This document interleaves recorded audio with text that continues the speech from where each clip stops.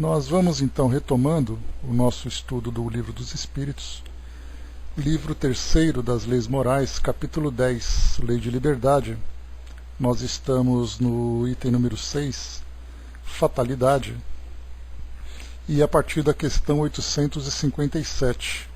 Esse é o nosso terceiro encontro sobre esse tema.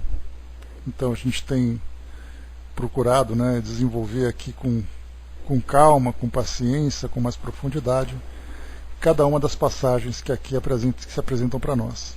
Então, na questão, antes disso, nós vimos aqui algumas questões falando sobre a fatalidade no sentido de algo já determinado a partir do nosso livre-arbítrio no plano espiritual, visto que aqui o nosso livre-arbítrio ele entra muito mais no campo moral do que nos planejamentos que nós fazemos, na direção que nós damos para as nossas vidas. Fala sobre perseguição de pessoas, pessoas que se sentem perseguidas pela fatalidade, infalibilidade da hora da morte, a forma que alguém pode evitar que esse momento chegue. Enfim, submissão, de submeter alguém a perigos, como parte da providência. Então nós vimos tudo isso nos encontros anteriores. Aqui na questão 857, pergunta Kardec: há homens que enfrentam os perigos do combate com uma certa convicção de que a sua hora não chegou. Há algum fundamento nessa confiança? Então a gente vai vendo aqui que Kardec ele traz algumas questões que faziam parte da situação que se vivia naquela época, como também podemos encontrar hoje situações semelhantes, quando nós temos, por exemplo, muitas guerras que havia naquela época, e então Kardec pegava aquele modelo daquele soldado corajoso que não temia a morte. E aí a gente ele pergunta aqui sobre essa parte que traz uma certa convicção. Então nós temos aqui dois pontos que devemos considerar, Dava, bom dia. Dois pontos que devemos considerar. Primeiro é aquele que age de um modo negligente e que por alguma sorte, entre aspas, acaba sobrevivendo a determinadas situações, e há aqueles que agem realmente com coragem, com determinação, convictos de que essa hora não chega, porque nós lembramos que nós temos muitos heróis que, pelo menos heróis do nosso ponto de vista, mas muitos espíritos que desencarnam precocemente, expondo-se a determinados perigos, acreditando que nada vai dar errado. E aí então a coisa acontece. Então essa ideia de que esse pressentimento de que a hora não chegou não é algo comum, não é algo que afeta a todos, mas há aqueles que já sentiram que essa convicção de que aquele momento não chegou e que poderia agir de um modo muito mais livre, sem o medo que geralmente acaba cometendo todos aqueles que passam por uma situação assim. Então, quando Kardec pergunta aqui, há homens que enfrentam os perigos do combate com uma certa convicção de que sua hora não chegou. Há algum fundamento nessa confiança? A resposta dos espíritos: com muita frequência o homem tem o pressentimento do seu fim, como o pode ter de que ainda não morrerá. Esse pressentimento lhe é dado pelos seus espíritos protelares, que desejam adverti-lo para que esteja pronto a partir, ou reerguem a sua coragem nos momentos em que se faz necessário. Também lhe pode vir da intuição a existência por ele escolhida, ou da missão que aceitou e sabe que deve cumprir. Então, inicialmente, com muita frequência o homem tem o pressentimento do seu fim. Também aqui é algo que fica bastante obscuro para nós, porque a hora da morte ela acaba sendo, a hora de um momento difícil, ela acaba trazendo para nós muitas confusões em nossas ideias. Primeiro é aquele que teme a morte, e a partir desse temor ele começa então a criar suposições a respeito do seu futuro, e uma dessas suposições vem exatamente ali a morte, mas há aqueles que de fato sentem. E aqui, nesse caso, a gente não tem como definir, exatamente porque aqueles que pressentem a morte e desencarnam não voltam para contar que tinham razão naquilo que pressentiam. Mas, com muita frequência, esse momento chega, porque nós lembramos que a desencarnação é um momento bastante intenso para o espírito. Primeiro porque, na sua programação reencarnatória, ele fez ali um planejamento sobre a forma como vai desencarnar, o momento em que vai desencarnar, uma fase da sua vida, né? Então ele vai guardando isso em si mesmo, nas profundezas da sua consciência, vamos dizer assim, já que ele não se recorda desse pressentimento. Mas é claro, como a morte é um momento bastante intenso para o espírito, ou melhor, a desencarnação, mas nós entendemos como a morte como algo bastante doloroso, algo bastante temido, né? Um verdadeiro tabu aqui para todos nós na sociedade planetária. Então esse espírito, quando ele começa a chegar a esse momento, algo chama a atenção. E esse algo que chama a atenção vem exatamente ali aquele momento em que ele vai deixar tudo aquilo que ele construiu no mundo físico, ele vai se afastar daqueles com quem ele tinha uma relação mais próxima. Então, para o espírito, sem dúvida nenhuma, a desencarnação é um momento especial. E nem sempre a gente pode observar, esse é o momento que passa despercebido para o espírito. Então, esse pressentimento, essa impressão de que a desencarnação vai chegar e de fato ela chega, vem exatamente por isso. Primeiro, como é colocado para nós na resposta, espíritos protetores vêm adverti-lo. Esses espíritos protetores, lembrando que essa proteção diz respeito também ao seu acompanhamento, em especial nesse momento da desencarnação. Então vem adverti-lo para que esse momento chegue. Para outros espíritos mais apegados à matéria, mesmo tendo essa advertência, para eles é um momento de grande temor, um momento de grande pânico. Então nem todos os espíritos lidam com esse momento com facilidade. Já vimos, né, várias situações trazidas para nós aqui nos textos que nós estudamos, né, dos espíritos que não apenas pressentem o momento da morte, como depois da desencarnação continuam sofrendo também. E aí a necessidade da intervenção dos espíritos para que essa desencarnação ocorra, né, com a menor turbulência possível, porque o espírito, então, com esse medo da desencarnação, se apega cada vez mais à sua realidade terrena, dificultando, né? Primeiro, inevitavelmente ele vai desencarnar, mas ele cria então vários obstáculos que dificultam o seu desprendimento do corpo físico. E aí então ele continua sofrendo por todos aqueles processos que nós já estudamos no momento da desencarnação de um espírito que não consegue se libertar do seu corpo físico e dessa sua realidade. Então aqui, como nós vimos, assim como nós temos aqueles que têm esse pressentimento do fim, há também aqueles que têm a convicção de que não vão desencarnar.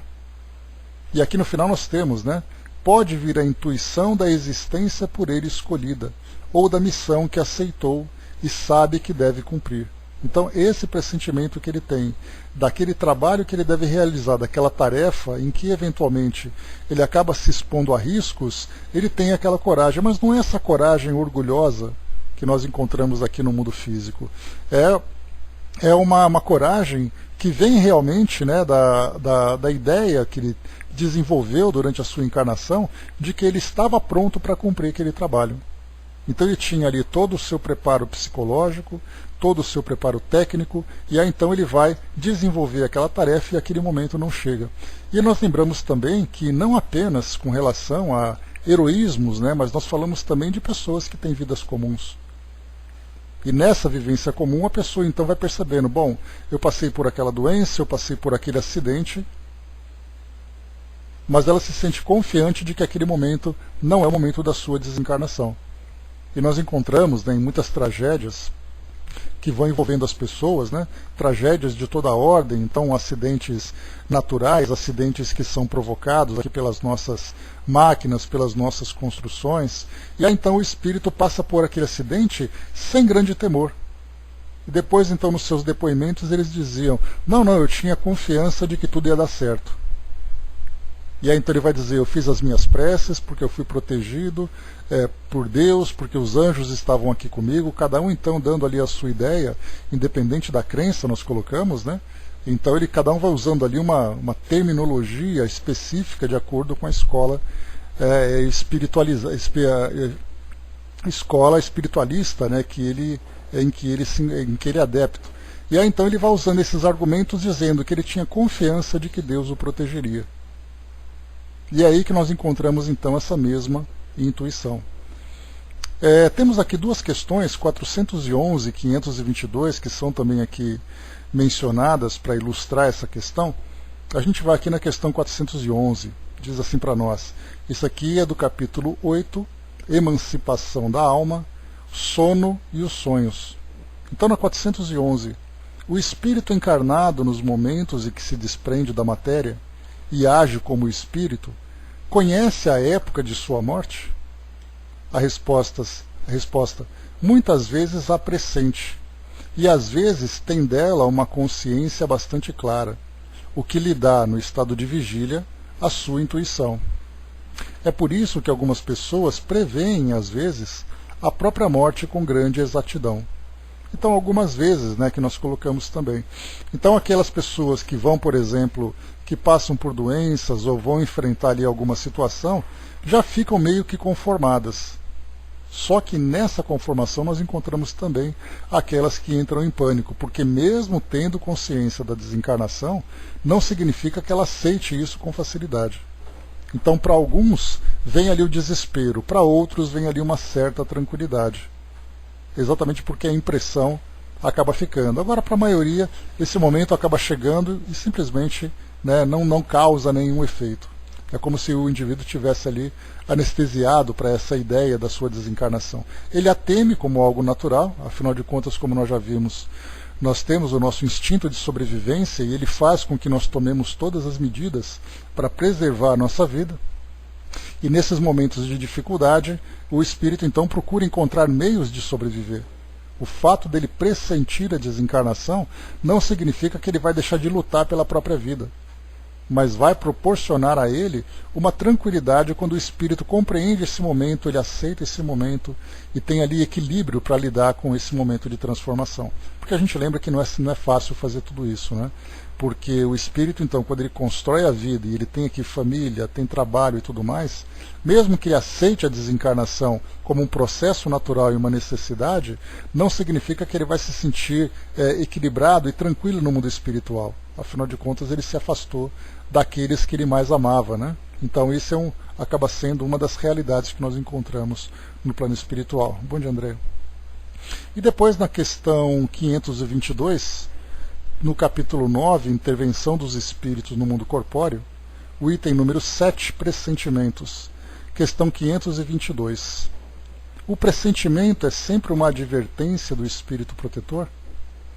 O pressentimento é um conselho íntimo e oculto de um espírito que vos deseja o bem. É também a intuição da escolha anterior. É a voz do instinto. O espírito, antes de se encarnar, tem conhecimento das fases principais da sua existência, ou seja, do gênero de provas a que irás ligar-se.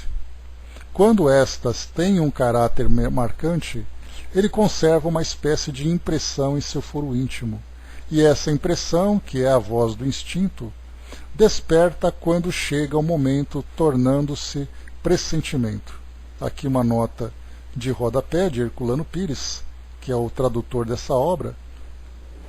Ele coloca para nós aqui, deixa eu ver... Tá, aqui ele já só um comentário que ele fez aqui no final. Então, muito bem. Aqui nós temos agora, para aprofundar um pouco mais essa questão, nós temos aqui então Miramês trazendo para nós um texto intitulado A Hora Não Lhes Chegou. Vamos aqui fazer uma interpretação correta dessa questão, da 857. Bom dia, André. São milhares de criaturas que reconhecem, mesmo diante do perigo, que a hora da morte não lhes chegou, e enfrentam tal estado perigoso com coragem. Porém, existem outras que reconhecem chegada a hora. esse processo é a inspiração de seus guias espirituais. No silêncio da vida, essas revelações surgem por intuição, durante o dia ou pelo processo do sono, ou ainda por variados meios que os espíritos sabem escolher para avisar seus tutelados. Se existe perigo, a providência divina mostra os meios de defesa. Todos esses processos são escolas onde aprendemos as lições para o nosso adiantamento espiritual. Compete aos homens e almas fora da Terra estudar, meditar e procurar por todos os meios possíveis entender mais de perto as leis espirituais, porque é na vivência desses programas de Deus que alcançamos a tranquilidade de consciência.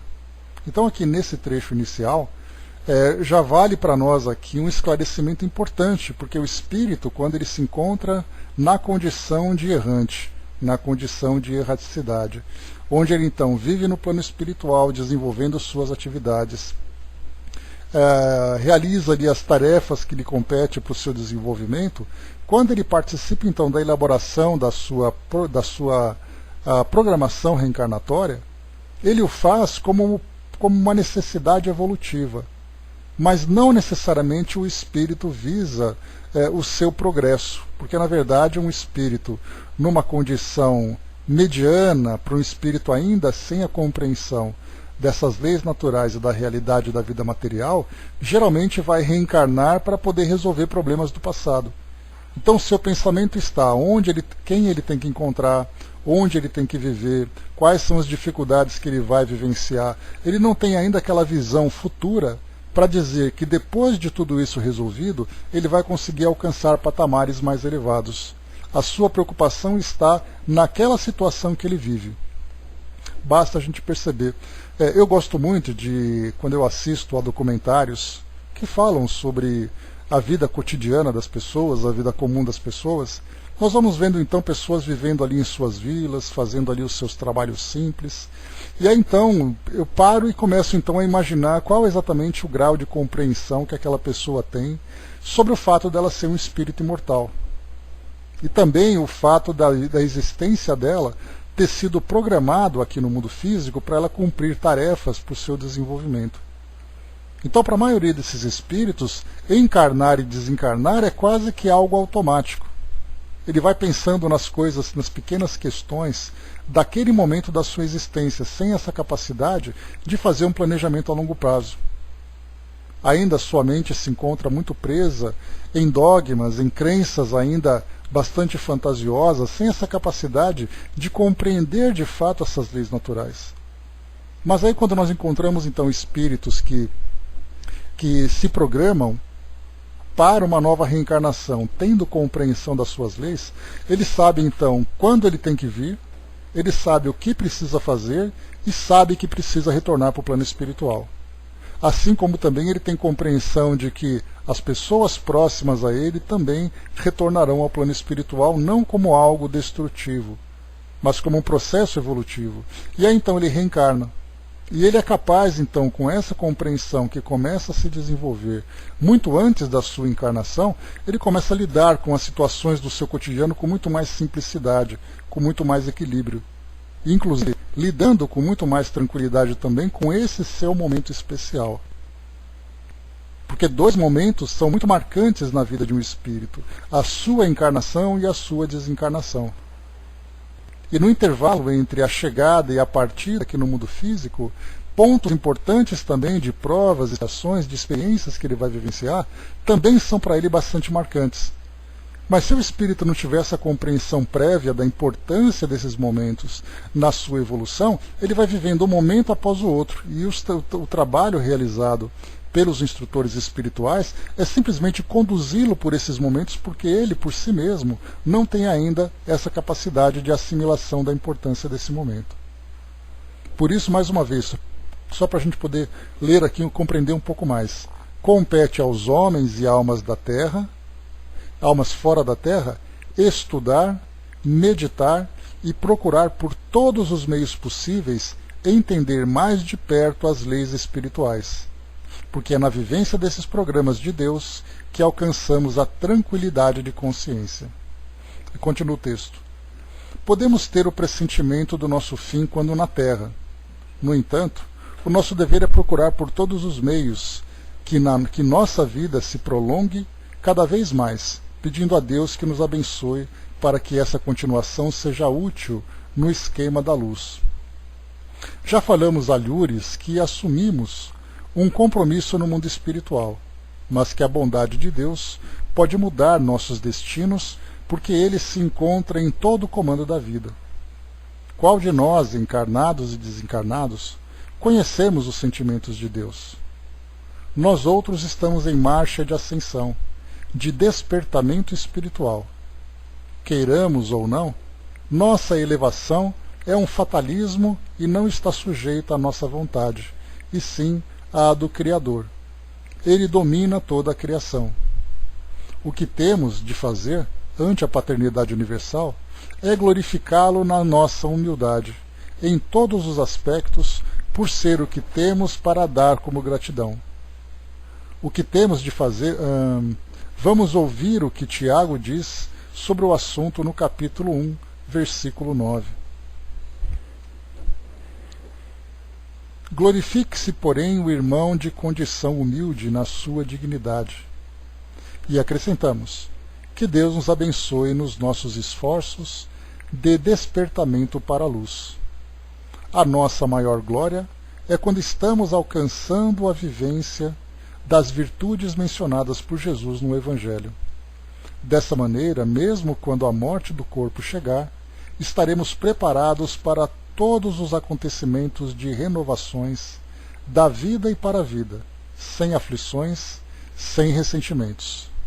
Então aqui também é importante nós observarmos que o espírito que reencarna, consciente do seu compromisso, consciente dessas leis que regem a sua existência, ele cumpre cada etapa da sua existência aqui no mundo físico, cada situação que ele deve enfrentar, ele o faz com convicção, certo da sua necessidade de transformação. Então, estarmos encarnados, a ideia inicial que nós temos é aquela do esquecimento do passado. O espírito reencarna, esquece o seu passado e vai vivendo, então, um dia depois do outro, esperando ali, né, com aquela expectativa, com aquela apreensão, muitas vezes também, as experiências que a vida vão lhe proporcionando. É o que ele aguarda, porque nós estamos acostumados a viver dessa forma. A nossa visão ainda é muito limitada. Pelo fato de não termos essa convicção sobre as nossas existências anteriores, porque embora muitas vezes nós tenhamos uma informação teórica, nós continuamos ainda enfrentando as nossas dificuldades, ainda com apreensão, ainda com uma certa rebeldia e até mesmo com revolta. E mesmo assim nós temos a ideia de planejamento reencarnatório e temos também da reencarnação. Mas essa dificuldade acaba sendo da nossa natureza. Mas nós podemos perceber que muitos espíritos que já trazem essa bagagem espiritual bem desenvolvida e quando reencarnam, eles então enfrentam essas situações de uma forma diferente. Existe mais equilíbrio, existe mais determinação, existe mais cuidado em fazer bem, em cumprir bem esses trabalhos. Porque independente do momento em que ele vai desencarnar, lembrando ou não, sentindo ou não esse momento, ele vai com a consciência tranquila porque ele fez aquilo que precisava ter feito. Por isso, então, compreender essa lei de Deus que foi colocada por Miramês aqui anteriormente, não é simplesmente nós entendermos os mecanismos, mas é nós fazermos parte desse trabalho, né, de evolução, nós com convicção, tomarmos ali as nossas decisões, promovermos todas as transformações e entregarmos, de fato, como foi colocado aqui em cima, a Deus tudo. Porque nós podemos não saber os momentos, mas nós já sabemos, né, de que forma que as coisas vão acontecer no sentido moral. Ou seja, eu sei que se eu não tive uma vida equilibrada, eu já posso então antever as dificuldades que eu enfrentarei no futuro. Se eu tenho essa convicção, então cada decisão minha no presente já vai então me dar essa antecipação do meu futuro. E ele diz aqui para finalizar: o homem feliz é aquele que encontra felicidade mesmo nos infortúnios dos caminhos percorridos e a percorrer. Os espíritos estão mais próximos dos homens do que eles possam suspeitar nas suas tarefas de cada dia. Jamais deves pensar que estás abandonado.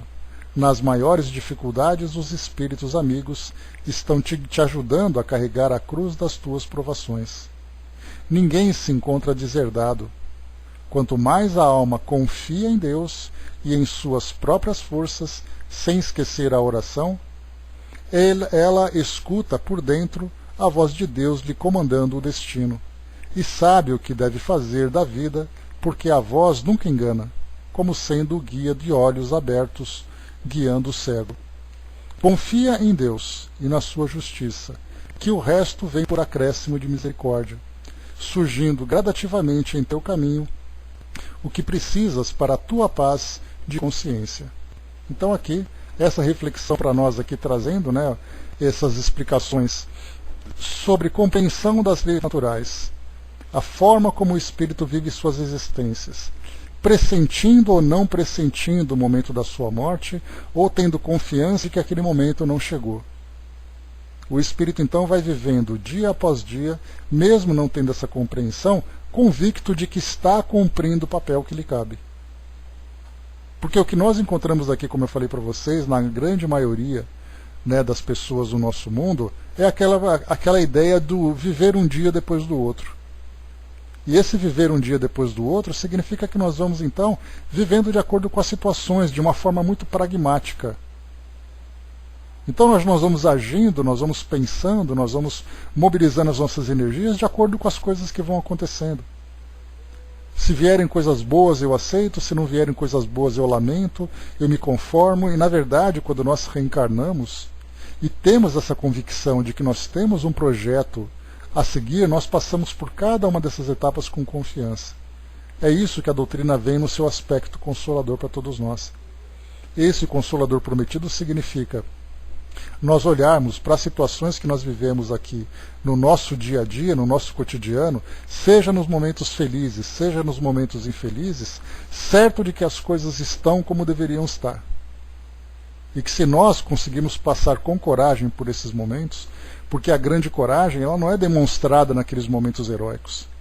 A grande coragem ela se dá exatamente quando nós enfrentamos essas situações capitais da nossa existência, as provas mais difíceis, as situações mais problemáticas.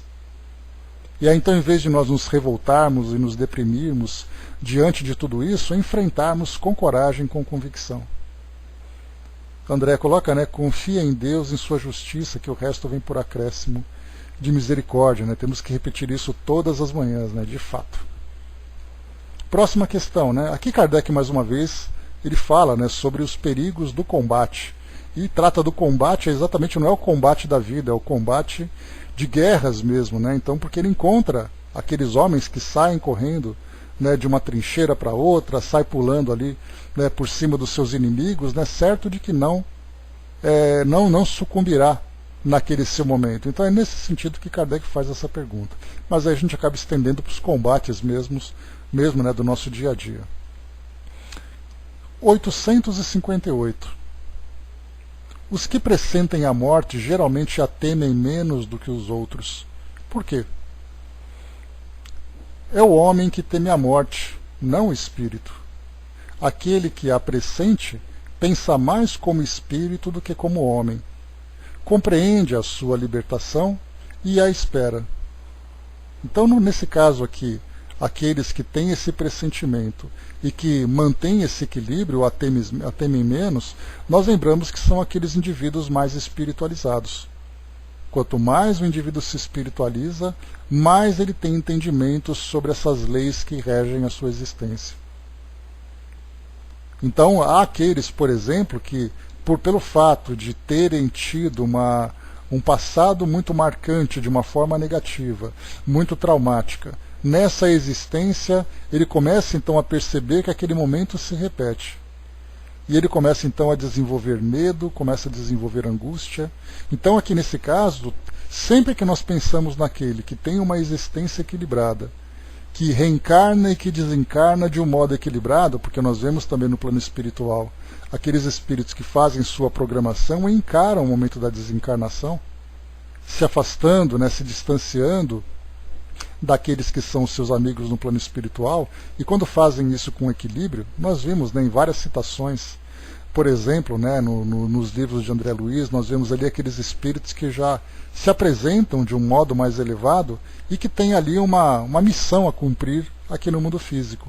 Já não é mais uma existência de expiação, mas é uma existência de auxílio para aqueles que ainda retardam a sua evolução e com quem eles tiveram contato. Então eles dizem com naturalidade, eu vou reencarnar em breve, e fazem isso com convicção. Agora, para aqueles espíritos mais materializados, que já sabem que as suas encarnações serão desafiadoras, serão dolorosas, porque trazem ainda um passado com muitos débitos, a ideia da reencarnação para eles é algo angustiante. Ele começa a pressentir a reencarnação e já vem aquela angústia, aquele medo do fracasso, aquela depressão. Então nós encontramos os espíritos trazendo para nós esse perfil e nós vemos assim exatamente a lógica disso tudo. Aquele espírito que sabe, que já tem aquele entendimento de que aquela dificuldade que ele vai vivenciar, não necessariamente uma dificuldade que diga respeito diretamente a ele, mas é da missão que ele precisa cumprir. Ele tem essa consciência da dificuldade, mas a sua encarnação, a sua ideia perante a encarnação é uma ideia de motivação, é uma ideia de equilíbrio, de convicção de que não se encontra sozinho, isso já mostra a elevação desse espírito. E nós não falamos necessariamente de espíritos que vivem em planos super elevados, nós falamos de espíritos comuns, mas que já se espiritualizaram e têm essa compreensão. E é colocado para nós, né, que é o homem que teme a morte, não o espírito. Isso já mostra para nós que quanto mais espiritualizado é o indivíduo, menos material ele é. E essa diferença que é colocada nessa resposta entre o homem e o espírito coloca exatamente o ambiente onde se encontra a sua consciência e os seus interesses. O homem no mundo material, o espírito no mundo espiritual. Aquele que pressente, que há pressente, pensa mais como espírito do que como homem. Compreende a sua libertação e a espera. Só que para você esperar uma libertação e esperar por ela, você tem que ter consciência de que ela existe e entender como as coisas funcionam. Há aqueles, né, que não têm esse pressentimento, mas desejam a morte ardentemente, muito mais como uma fuga do que aquela ideia de partir para o plano espiritual com a consciência tranquila do dever cumprido. Então, pelo fato de não ter a devida compreensão, ele acaba, então, ficando preso nas suas próprias ilusões.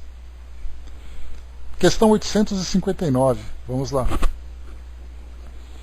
Se a morte não pode ser evitada quando chega a sua hora, acontece o mesmo com todos os acidentes no curso de nossa vida? Aí nós voltamos, então, para aquele estudo que nós fizemos sobre planejamento reencarnatório.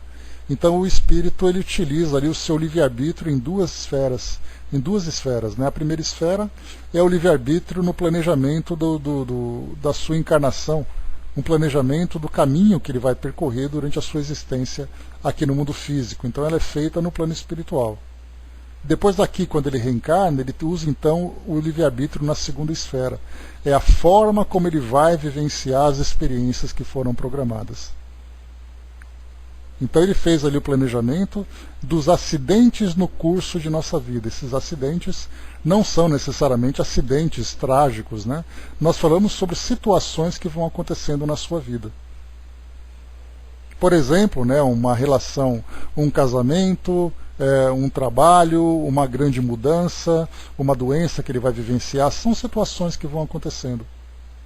São experiências que vão sendo distribuídas durante a sua existência que ele mesmo escolheu. E são experiências necessárias para o seu crescimento e, na condição em que nós nos encontramos, elementos relacionados com a nossa existência anterior. Então, por isso, o espírito tem essa consciência, mas a questão é, a morte não pode ser evitada. Mas essas situações que ele vai vivenciando podem ser transformadas? A Dava coloca, né, a vida aqui na Terra sempre será em corpos materiais, visíveis como são agora? Sim, porque a gente pode até lembrar que a categoria do nosso planeta, muito materializada, ela necessita de corpos densos. Então, assim, quando os espíritos falam sobre mundos mais elevados, eles falam de mundos mais sutis, assim como também em mundos mais espíritos mais sutis. Né? Bom, o sempre, né, Dalva, a gente vai colocar assim, o nosso planeta é um planeta que tem ali a sua idade geológica programada. Quanto tempo isso vai demorar? Nós temos ali alguns milhões, bilhões de anos. E nós lembramos sempre que o nosso planeta, pelo fato dele ser materializado, ele comporta espíritos dessa mesma categoria. Porque a gente tem que lembrar assim, né, que uma escola, ela tem ali o seu grupo de alunos. No momento em que esses alunos se formam e vão para uma outra escola mais elevada, outros alunos estão chegando. Então a gente se perguntaria, quer dizer então que a partir do momento em que nós, chegando nessa condição nova, de mundo regenerado, as portas estão fechadas para espíritos mais materializados virem para cá? Essa é a dúvida que a gente tem. Com relação ao futuro do nosso planeta, obviamente a gente não tem como prever. Mas a categoria do nosso planeta diz que saímos de um mundo primitivo, porque o nosso planeta já foi um mundo primitivo. Basta a gente lembrar, né, que quando Kardec descreve que é o início da vida material, é quando os espíritos então começam a desenvolver ali o seu intelecto, começam a desenvolver também os seus valores. O nosso planeta já passou por isso. Né? Basta nós voltarmos no tempo para lembrarmos como eram as primeiras civilizações, a nossa própria pré-história. Depois nós vimos aqui para o mundo de provas e expiações. Estamos vivendo essa fase, passando agora por essa fase de transição. E depois nós entraremos agora, né, nessa transição para o mundo então de regeneração. Para um mundo de regeneração, o próximo passo, isso é para espíritos felizes. Espíritos felizes, conforme a descrição que é trazida para nós, né, por exemplo, na Revista Espírita, quando Kardec fala sobre o planeta Júpiter, ele fala isso a título de conhecimento para nós, assim como nós temos também outros espíritos que falam das esferas que eles vivem, eles falam de um mundo muito diferente do nosso. Então, conforme a gente vai evoluindo nessa escala evolutiva, nos espiritualizando, nos sutilizando em termos de constituição do nosso perispírito, a gente vê que existem mundos muito mais sutis que comportariam esses espíritos. Portanto, poderíamos deduzir, pelo menos é uma dedução, né, que eu faço do meu ponto de vista, que pode estar errado, e que os espíritos, conforme eles vão se desmaterializando, sem a necessidade de um corpo físico, como nós temos hoje aqui, então ele vai para um mundo compatível com essa sua qualidade nesse momento, né? Então eu acho que para nós aqui, então, corpos materiais não é para espíritos elevados, né? Porque eles vivem corpos imateriais. Então aqui para o nosso mundo hoje, para o nosso planeta, pelo menos eu não conheço nada que fale sobre o mundo como o nosso, tão material como o nosso, um planeta rochoso, comportando espíritos com uma natureza tão sutil de elevação espiritual. Então eu acredito que no nosso planeta aqui nós teremos um limite. A partir do momento em que os espíritos que aqui estão começam a se elevar, eles naturalmente vão então emigrando para mundos compatíveis com essa nova constituição perispiritual que eles se encontram. Então eu acho que corpos físicos, aqui no nosso mundo material, eu acredito que o nosso planeta sempre vai comportar. Mas isso aí, claro, nós falamos de especulação. Porque pelo menos alguma coisa que fale sobre o futuro do nosso planeta, eu não conheço nada escrito sobre isso. Então, sendo material como o nosso, tendo aqui toda essa a natureza, tendo aqui todo o meio ambiente que nós temos, que são favoráveis para a manutenção de um corpo material, então acredito que nós continuaremos aqui. Pois é, essa que é a questão, né? A dúvida sobre Marte que é falado, nós temos visões de dois grupos de espíritos, né? Kardec apresenta para nós a ideia de que Marte é um planeta bastante atrasado.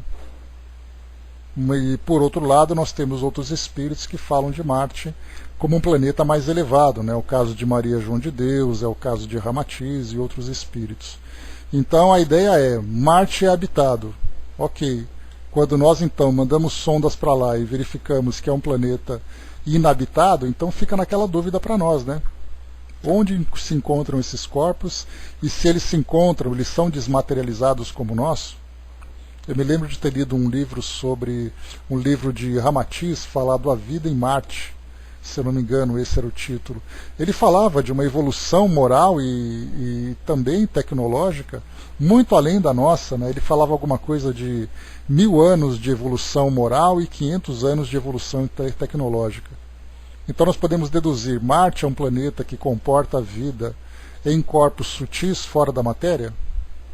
Então, assim, na nossa constituição biológica, já percebemos que Marte não possui vida dessa natureza, né? Então, assim, quando nós falamos em corpos sutis, seguindo essa orientação dos espíritos, porque Kardec, quando ele fala sobre vida em outros mundos, ele fala, como ele mesmo coloca lá na Revista Espírita, ele fala a título de inventário, né? Ou seja, ele repassa aquilo que os espíritos falaram.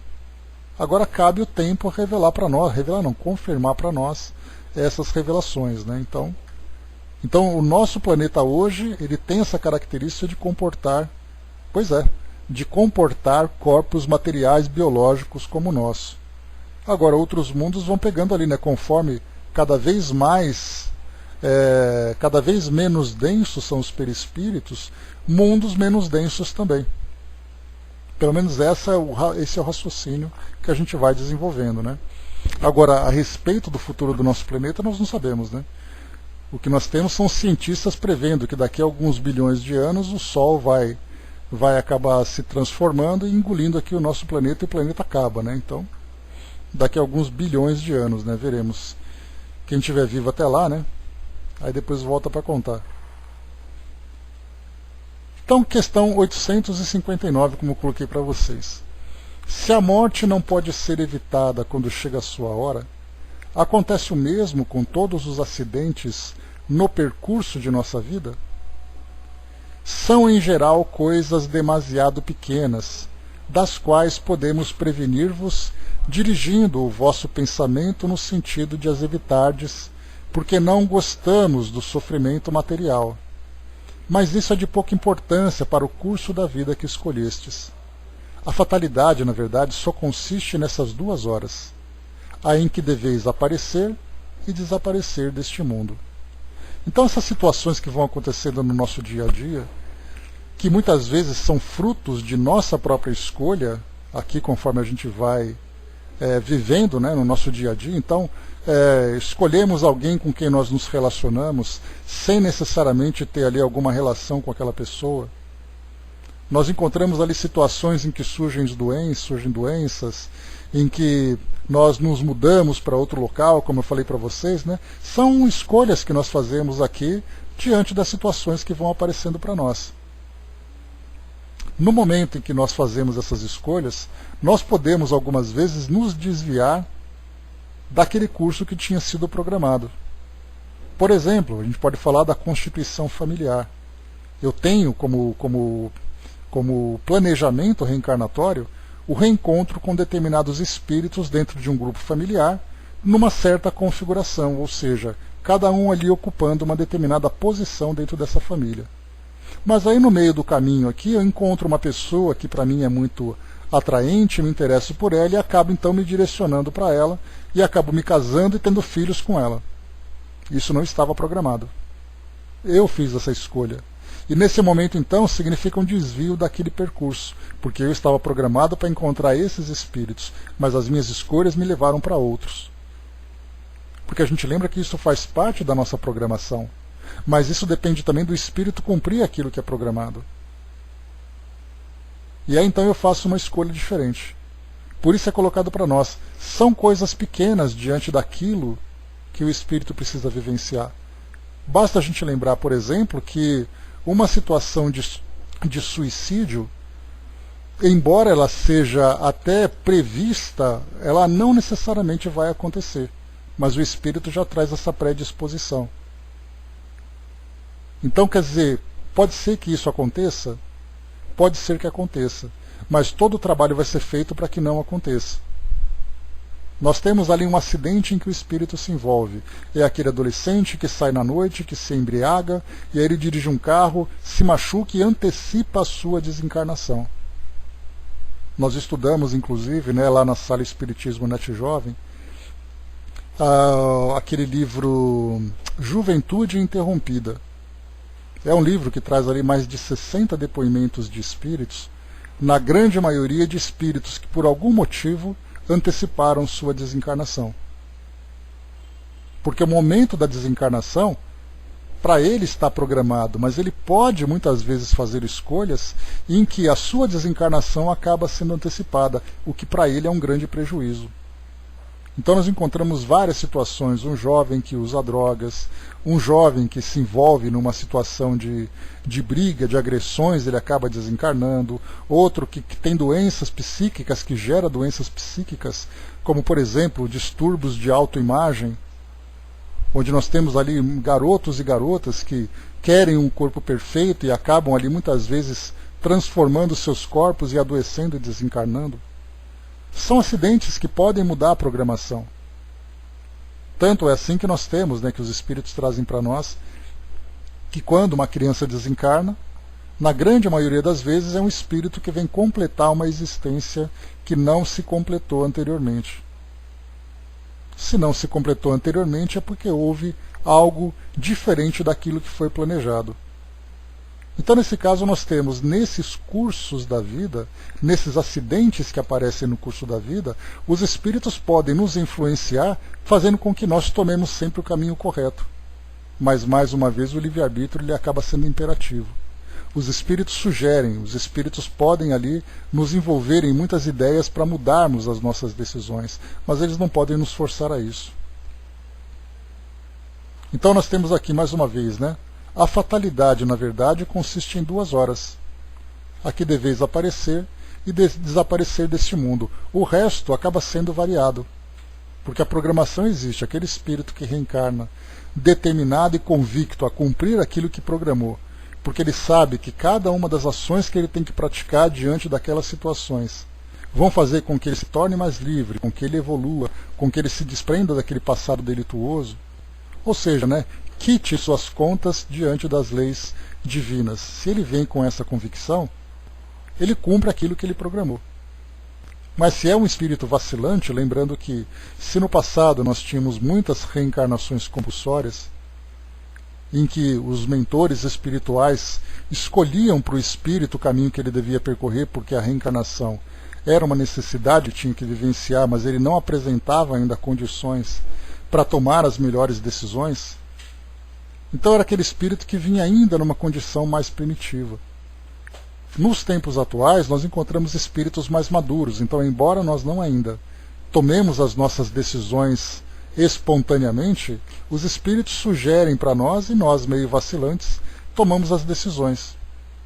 Como eu sempre falo para vocês, o espírito diz assim, olha, o melhor caminho para você é esse. E a gente vai dizer, tá bom, fazer o quê? Então não é assim, não, com certeza eu vou fazer isso porque eu sei que vocês estão certos. E o espírito diz, tá bom, vai, então eu vou tentar. Então nesse caso desses espíritos então que vêm com essa condição vacilante, muitas vezes acabam não tendo essa convicção do caminho que precisa percorrer. E aí eles são altamente influenciáveis, altamente vulneráveis aos estímulos que o mundo vai oferecendo. Por isso então é colocando para nós aqui, coisas demasiado pequenas das quais podemos prevenir-vos, dirigindo o vosso pensamento no sentido de as evitardes, porque não gostamos do sofrimento material. Mas isso é de pouca importância para o curso da vida que escolhestes. Pode ser de pouca importância, mas muitas vezes nós encontramos também situações que são capitais. Aquela decisão que o indivíduo tomou acaba comprometendo toda a sua existência. E aí então muitas vezes ele pode até mesmo gerar sofrimentos que vão aí se estendendo por 2, 3 encarnações. Porque ninguém reencarna para fazer a coisa errada. Ninguém reencarna para não dar certo. Pelo contrário, toda a programação, nós sabemos disso, toda a programação vem com um objetivo para fazer com que as coisas deem certo. Agora, se nós vamos conseguir cumprir aquilo, já é outra história. Tanto é assim que nós vemos, um aluno que vai para uma escola, nós temos aqueles alunos comprometidos com estudos e aquele aluno que vem obrigado pelos pais. Quando chega na escola, ele estuda para passar ali na média, quando ele estuda, se não repete de ano e coisa e tal, no nosso mundo físico não é diferente. Temos espíritos nessas mais variadas categorias, aqueles que são determinados, comprometidos, aqueles que são mais preguiçosos, mais viciosos, e assim a gente vai encontrando toda essa variedade. E, portanto, a gente vê o trabalho, já dá para estender também para ver o trabalho que os espíritos, que os protetores espirituais têm com esses espíritos, têm com todos nós, Porque nós falamos desses espíritos como se nós fôssemos modelos de virtude. E na verdade nós estamos aqui também, né, hoje, felizmente, numa escola que traz para nós esse esclarecimento sobre os compromissos da nossa vida, mas não quer dizer necessariamente que nós tenhamos toda aquela convicção para fazer com que isso se torne uma realidade. Estendendo um pouco mais aqui agora, 859A, já que Kardec perguntou se os acidentes do percurso podem ser transformados, ele coloca aqui na questão A, desdobrando essa primeira questão. Há fatos que devem ocorrer forçosamente e que a vontade dos espíritos não podem conjurar. Então devem acontecer forçosamente. Mas a vontade deles não pode evitar que isso aconteça? Sim, mas que tu, quando no estado de espírito, viste e pressentiste a fazer a tua escolha. Não acrediteis, porém, que tudo o que acontece esteja escrito como se diz. Um acontecimento é quase sempre a consequência de uma coisa que fizeste por um ato de tua livre vontade, de tal maneira que, se não tivesses praticado esse ato, o acontecimento não se verificaria. Se queimas o dedo, isso é apenas uma consequência da tua imprudência e da condição da matéria. Somente as grandes dores, os acontecimentos importantes e capazes de influir na tua evolução moral, são previstas por Deus, porque são úteis à tua purificação e à tua instrução. Como nós já estudamos aqui num outro encontro, nós vimos aqui que o nosso planejamento reencarnatório, ele não é um mapa rígido, um mapa fixo. Os espíritos preveem situações como se fosse um fluxograma. Naquele momento, se você cumprir bem, você vem para cá e continua dando sequência no seu trabalho. Se você escolher mal, você vai ter que fazer um contorno para depois retornar para aquele projeto inicial. Nós falamos sobre aqueles planos, né? O plano A, o plano B, o plano C. Então nós temos essas situações, por exemplo, dois inimigos do passado que reencarnam hoje na condição de marido e mulher. Existe a previsão deles cumprirem bem esse projeto. Mas existe também uma previsão, podemos dizer assim, utilizando infelizmente uma situação bastante comum nos tempos de hoje, acontecer um feminicídio. Então pode acontecer que não aconteça, mas pode ser que aconteça. Assim como nós temos nos casos graves de suicídio, um espírito que reencarna que pode ser que ele não pratique isso, mas pode ser que ele pratique. Porque ele nasce com essa tendência. Então existe a previsão, existe ali uma expectativa de que isso possa acontecer. Então o espírito que vem com todo aquele processo já elaborado, mais uma vez, não é uma elaboração fixa, que ele vai fazer exatamente tudo o que está programado. O livre-arbítrio dele em cumprir aquilo que é programado, a situação virá. Aquele, por exemplo, que tem essa tendência ao suicídio, ele vai ser exposto a situações que vão exigir dele uma força moral muito grande para superar aquela dificuldade. E aí se encontra a sua grande prova. Lembrando que aquele que já traz desde esse início essa tendência é porque ela começou anteriormente em existências anteriores que nós nem sempre conhecemos. Então o espírito viveu ali situações problemáticas, ele acabou fugindo daquele compromisso, traz ali uma grande culpa, traz ali um grande medo, e aí enfrenta essa situação. Um exemplo que a gente pode lembrar é a Dona Ivone do Amaral Pereira. Ela então suicida no passado, reencarna aqui nesse nosso tempo contemporâneo, e aí então ela sempre dizia, desde o começo, que ela era um espírito extremamente infeliz. Infelizmente era um depoimento que ela trazia. E para um espírito que não tem tanta convicção, porque ela tinha ali a sensibilidade mediúnica que a colocava em constante contato com os espíritos que eram ali os seus orientadores, ela tinha uma recordação do seu passado. Então ela poderia cometer o suicídio novamente diante daquela tendência? Poderia. Então os espíritos dizem, olha, você vai percorrer esse caminho. Nesse momento você vai se deparar. Você pode ser bem-sucedido ou pode ser mal-sucedido. Caso você tenha essa tendência que vá falhar, nós podemos colocar em prática, em execução, uma situação que vai fazer com que você desperte, ou não. São essas ações, então, que os espíritos vão colocando para nós, como foi na anterior aqui, né? Podemos prevenir-vos, dirigindo o vosso pensamento no sentido de as evitardes. Então nós vamos, muitas vezes surgem doenças, né? Aquelas situações gatilho que nós conversamos anteriormente. O espírito tem aquela tendência, então ele diz assim, olha, eu sei que nesse momento eu corro o risco de fracassar. Então, desperta em minha atenção com alguma coisa. Aí surge uma doença, ele conhece alguém, ele se muda de lugar, acontece alguma coisa para fazer com que ele desperte. Então a elaboração de um plano reencarnatório ela é muito complexa. Somos nós que simplificamos pelo fato de não termos essa compreensão. Porque você vem para cá, você vai encontrar esse nesse lugar, aí você toma uma decisão e você desencarna e tudo resolvido. E nós não sabemos que não é assim. O livre-arbítrio por si só é algo realmente bastante problemático. Diz aqui para nós ainda, deixa eu ver aqui. Tá, vamos aqui para Miramês para complementar essa questão, que ela é importante, pegando aqui para nós um texto para trazer essa ilustração. Então aqui questão 859, juntando esses dois temas, nós temos aqui os acidentes. A nossa mente é força poderosa que pode criar situações nos nossos destinos. Os acidentes, em geral, são produzidos pela nossa invigilância. Então a lei nos cobra, por ser ela instrumento da justiça.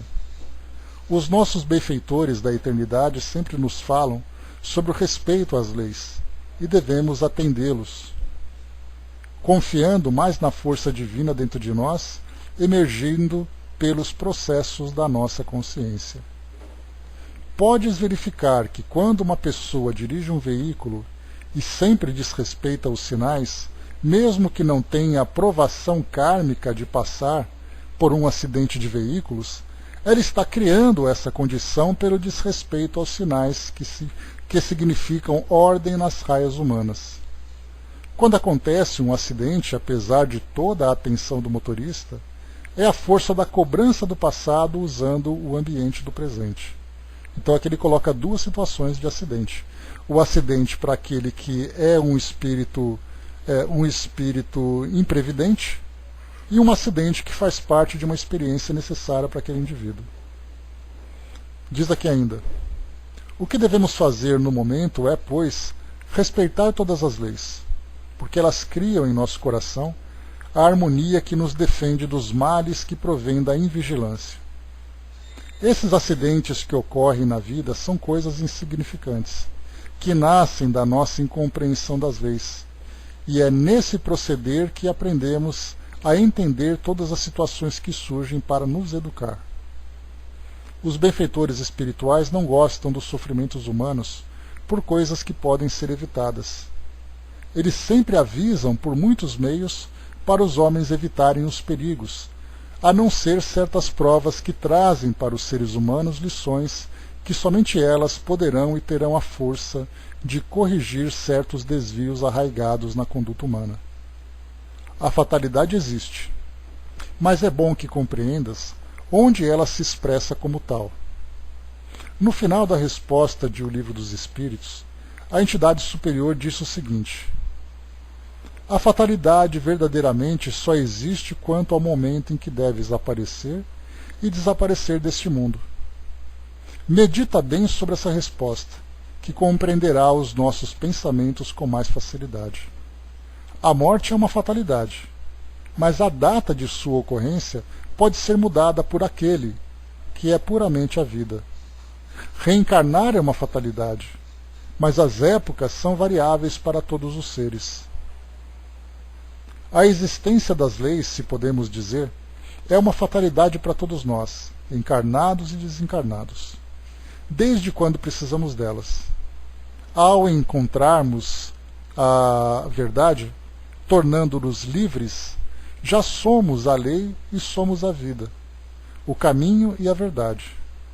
A liberdade de escolha do que deves passar, revestido pela carne, é ou pode ser uma fatalidade gerada pela tua escolha, que pode ser mudada, desde que Deus ache conveniente. A alma, pelo seu procedimento, piora ou melhora a sua situação. Em cada mensagem colocamos um traço do que pensamos da verdade, para que possas te cientificar de que o Espiritismo cresce nas suas exposições e que o progresso se estampa nos seus conceitos, como força de Deus para a paz e a esperança de todas as criaturas. Não deves te maravilhar dos efeitos e coisas, como disse Jesus. Deixa eu ver aqui, só um instantinho. Tá aqui.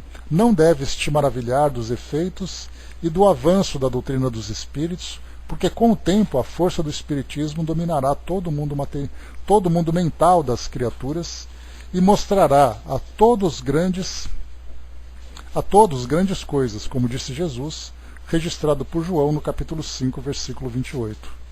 Não vos maravilheis disso, porque vem a hora em que todos os que se acham nos túmulos ouvirão a sua voz e sairão. As palavras de Jesus que os espíritos superiores estão divulgando a todos estão indo até os túmulos e desligando os espíritos ali chumbados aos restos mortais, mostrando a eles a esperança de nova vida. Outras maravilhas deverão surgir para a glória daquele que criou a própria vida. Então essa colocação aqui de Miramês, ela é interessante porque ela já começa a chamar aqui a nossa atenção, porque se nós achamos que todas as revelações, toda a verdade, né, sobre o mundo espiritual e sobre a nossa realidade espiritual já foi apresentada nesses livros que nós estamos estudando, muito mais coisas vêm por aí. O que será? Fica aí na nossa expectativa, né? A gente fica imaginando, né, o que será que o mundo espiritual ainda tem para revelar. Diferente daquilo que nós já lemos, daquilo que nós já estamos trabalhando, né? Mas como eu falo para vocês sempre, Kardec, quando ele veio para cá para trazer o Livro dos Espíritos e todo o material que embasa a doutrina espírita, ele esteve aqui conosco durante 12 anos, né, fazendo esse trabalho, né? Na verdade 14 anos, porque ele começou em 1855 mais ou menos, e desencarnou em 1869. Então são 14 anos. E a gente fica se perguntando, né, será que 14 anos da existência de um homem será o suficiente para fazer com que todo o plano espiritual seja revelado para nós? Todos os seus mistérios, toda a sua extensão? Certamente que não. Então nós compreendemos tudo aquilo que diz respeito a nós e ao nosso mundo nessa relação com o plano espiritual. O que virá no futuro vai depender exatamente da nossa sublimação. Porque tudo aquilo que diz respeito a nós ainda trata da nossa condição de encarnados nessa condição de provas e expiações. Ao chegarmos no mundo de regeneração, e assim espero que todos cheguemos, né? Nesse mundo de regeneração e começarmos a ter uma compreensão do mundo espiritual, dá para a gente imaginar os espíritos se tornando muito mais presentes, se tornando muito mais claros e objetivos, revelando para nós mistérios que nós sequer imaginamos que existem. Dalva colocou, mas muitos ainda preferem ficar só batendo palmas para Kardec, né? O detalhe, né, Dalva, é que muito daquilo que, por exemplo, André Luiz traz para nós, aqueles que optam apenas por estudar Kardec, não vê embasamento doutrinário, né? Então, assim, Kardec fez aquele trabalho, muitos espíritos vieram depois para trazer novas informações, mas pelo fato de haver uma lacuna entre aquilo que Kardec disse e aquilo que André Luiz disse, assim como outros espíritos também, não se faz essa conexão. Então, por isso que a gente vê até mesmo aqueles que estudam a doutrina espírita, né, é o culto do intelecto, na verdade, né? Eu acho que nem é uma questão de personalismo, porque nós encontramos pessoas que são muito simples, pessoas muito humildes, mas ao mesmo tempo bastante inteligentes, que precisam dessa conexão. E basta a gente lembrar, por exemplo, que os próprios cientistas, que são pessoas bastante intelectualizadas, muitos deles negam veementemente a existência do mundo espiritual. Então, mesmo que sejam pessoas de bem, pessoas boas, generosas, o intelecto precisa ser satisfeito. E como existe, então, como eu falei para vocês, essa lacuna, se Kardec tivesse mencionado alguma coisa sobre colônias espirituais, a conexão teria sido feita. A gente pode dizer assim que é esse pino que falta para conectar a locomotiva com os outros vagões. Ele tem mencionado somente esse detalhe, embora ele já tenha dado aqui algumas ideias, né, falado, por exemplo, sobre cidades no plano espiritual. Ele mencionou sobre isso quando ele falava sobre Voltaire, lá na Revista Espírita. Que Voltaire fez uma viagem sobre cidades no plano espiritual e coisa e tal, né? Então, muitos deles que não encontram essa conexão, não veem por que aceitar outras obras que não seja Kardec. Mas com o passar do tempo a gente vai tendo esses esclarecimentos. Porque na verdade, mesmo nós, que somos favoráveis às obras de André Luiz e outros espíritos conceituados, nós, quando chegarmos no plano espiritual, nós teremos também que rever muitos conceitos nossos. Porque os espíritos têm uma dificuldade muito grande de descrever aquilo que para nós ainda não tem uma comparação. Então, mesmo nós, junto com esses que, por exemplo, negam o que André Luiz descreve para nós, todos nós vamos nos reencontrar no plano espiritual e rever os nossos conceitos. E aí há aqueles que aceitarão com mais facilidade, há aqueles que negarão, cada um no seu próprio tempo, né? Por isso diz que kardecismo é só elite, né? Se acham elite, né? Esse que é o detalhe, né? Então, assim, nós temos grupos de pessoas tão inteligentes, né, quanto esses outros, né, também vendo essas outras obras. Mas, assim, cada um precisa do seu tempo, cada um precisa do seu... precisa encontrar ali o caminho para desenvolver o seu raciocínio. Não dá para forçar nada, né? Por isso que eu falei para vocês aqui, seguindo aquilo que foi colocado para nós, né? Não vos maravilheis disto, porque vem a hora em que todos os que se acham nos túmulos ouvirão sua voz e sairão. Então significa que vai chegar um momento em que muitos terão esse esclarecimento, como nós também, porque a doutrina espírita ela tem muito ainda para evoluir. Acharmos, por exemplo, que essas obras escritas há mais de 150 anos já são suficientes para revelar tudo o que precisa saber, é algo bastante, eu acho que é muito limitado, né? Porque há aqueles que dizem assim, olha, eu sei que quando o espírito desencarna, ele vai para o espaço, porque lá não existem colônias, mas se satisfazer apenas com a palavra espaço, sem imaginar nada que o espírito possa se sustentar, eu acho que para mim é, no mínimo, uma falta de imaginação muito grande, né? Mas tudo vem a seu tempo, né? Todos nós teremos ali as nossas revelações. Continuando aqui para nós, né? Pois é, mas com o tempo vai acontecer. 860. Vamos aqui então acelerar um pouquinho. Deixa eu ver. Tá. 860. Pode o homem, por sua vontade, pelos seus atos, evitar acontecimentos que deveriam realizar-se e vice-versa? Então, está programado na minha existência algo bom ou algo ruim. Eu posso, pela minha vontade, me desviar disso? A resposta pode, desde que esse desvio aparente possa caber na ordem geral da vida que ele escolheu.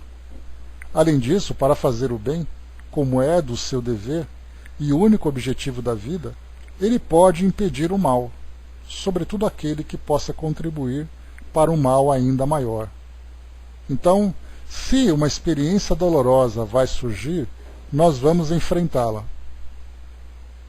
Então nós podemos intensificar esse sofrimento ou minimizá-lo de acordo com as escolhas que nós fazemos.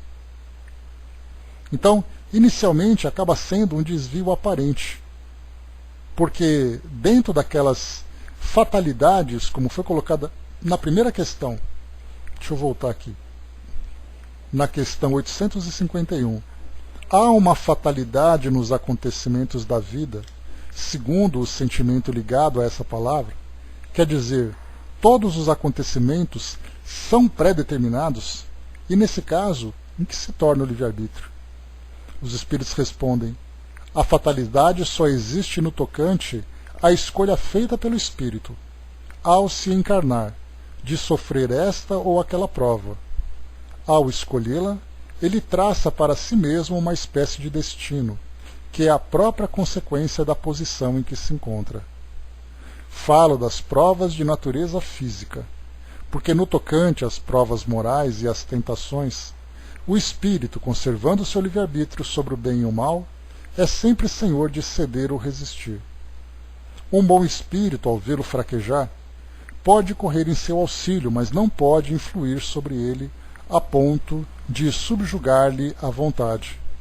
Um espírito mau, ou seja, inferior, ao lhe mostrar ou enxergar um perigo físico, pode abalá-lo ou assustá-lo, mas a vontade do espírito encarnado não fica por isso menos livre de qualquer entrave. E aí então, voltando aqui agora para 860, se ele pode, por sua vontade, pelos seus atos, evitar acontecimentos que deviam realizar-se ou vice-versa. Então, a princípio nós temos, se esse desvio couber na ordem geral da vida que ele escolheu. Porque fora daquilo, não tem como evitar. Além disso, para fazer o bem, como é seu dever e o único objetivo da vida, ele pode impedir o mal, sobretudo aquele que possa contribuir para um mal ainda maior. Então são escolhas que o espírito vai fazendo, criando muitas vezes ali caminhos alternativos a partir das escolhas que ele faz, principalmente aquelas escolhas que vão fazer com que ele se eleve espiritualmente. Porque aí então, por esse mérito, nós encontramos naquele planejamento que traz essa flexibilidade, conquistas que faz com que ele muitas vezes seja preservado de determinados sofrimentos. A Gerina colocou, sempre visitamos uma senhora que tem 98 anos. Ontem voltamos a ela e ela nos narrou a experiência que passou, que teve 11 filhos, assistiu filhos morrerem e outras pessoas da família, mas sempre aceitou, não é espírita, mas sempre gostou de ler livros da doutrina. Ontem ela falou, não tenho tempo, se tivesse, iria dedicar ao espiritismo. Tadinha, muito fofa. Pena que ela não entendeu ainda que essa dedicação dela já está valendo. Porque ela poderia assim, não ter tempo para poder praticar nas instituições como geralmente se pensa, porque para nós aquela ideia é, você é um bom espírita se você frequenta tal lugar. E não o espírita porque dentro dos seus princípios você assimilou todos esses ensinamentos. E você se transformou moralmente, Porque na verdade o que nós temos ali é, o verdadeiro espírita é aquele que se esforça para conter as más inclinações, Então, esse que é o grande segredo da coisa, no caso dela, Dalva, talvez seja porque agora, lendo esses livros, muitas coisas novas vão surgindo, Passou uma vida inteira presa numa crença, presa em dogmas, presa em determinadas ideias, e aí depois você abre um livro que te traz uma ideia nova. Então acho que ela pensava assim, que ela gostaria de aproveitar mais tempo para aprender um pouco mais sobre isso, Pelo menos a impressão que nós temos, então, o desejo de querer saber mais coisas, de querer apreciar mais essas novidades, ver como tudo funciona, Então, meus amigos, encerrando por aqui o nosso estudo, nós paramos aqui na questão 860, temos aqui 860, vamos para 861. A gente está rendendo com esse capítulo aqui porque ele é bastante interessante, porque fala de situações